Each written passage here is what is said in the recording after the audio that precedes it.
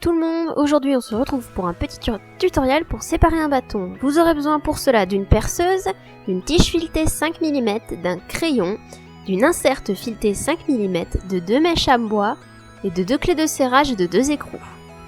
La première étape, c'est simplement de marquer les zones où vous voulez couper sur le bâton. Donc ensuite, on va passer tout de suite à la découpe. Alors moi j'en ai profité, je l'ai fait avec le matériel de mon père dans son atelier, mais ça marche aussi très bien avec une scie, hein. Vous inquiétez pas là-dessus, mais bon, quand on a des gadgets, autant en profiter un petit peu.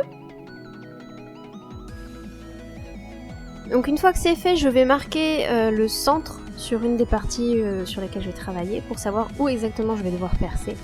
Je prends ensuite la fraise la plus grosse et je commence donc le perçage. C'est important de vérifier avec votre tige filetée si vous êtes au bon niveau. Là, vous voyez qu'il me manque encore un peu de profondeur, donc je vais forcément repercer derrière.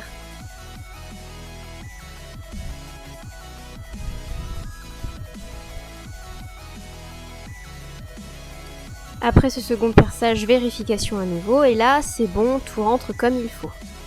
Donc ensuite, je vais prendre les 2 écrous et les insérer sur la tige filetée, en allant vraiment jusqu'au maximum à la séparation. Et ensuite, je vais prendre l'inserte filetée et la fixer également dessus. Donc avec le côté avec le petit cran qui doit être face à l'extérieur. Pensez à bien serrer quand vous arrivez au bout, hein, c'est assez important.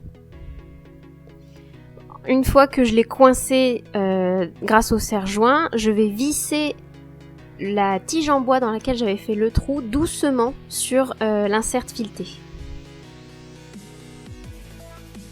Et je vais finir de serrer avec ma clé, en m'aidant des écrous que j'avais mis au préalable. Et ensuite, donc, il suffit de les retirer et l'inserte filetée est mise en place. Même chose de l'autre côté, mais ce coup-là avec la pointe fine. Donc je perce quasiment jusqu'au bout, là, il n'y a pas de question à se poser. Je me sers des écrous pour coincer la tige filetée à l'intérieur de mes serre-joints. Allez-y franco, n'hésitez pas à bien serrer, faut pas que ça bouge. Et ensuite, même chose, on visse le bout de bois préalablement percé sur la tige filetée. Une fois encore, serrage avec les écrous. Je serre avec le premier écrou, celui qui est le plus proche, pour bien faire entrer. Et ensuite, je desserre toujours ce même écrou pour retirer les deux. Ce qui me permet d'avoir ma tige filetée d'un côté et mon inserte filetée de l'autre. Et voilà, c'est fait, c'est aussi simple que ça. Il vous suffit ensuite de le visser.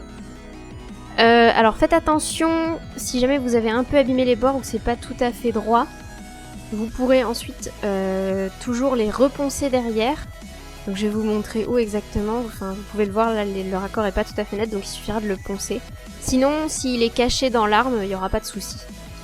Et avec ça, ça vous permet de faire des armes comme le gros bâton pour l'elfe. Voilà, j'espère que cette vidéo vous aura été utile, et je vous dis à plus tard. Salut!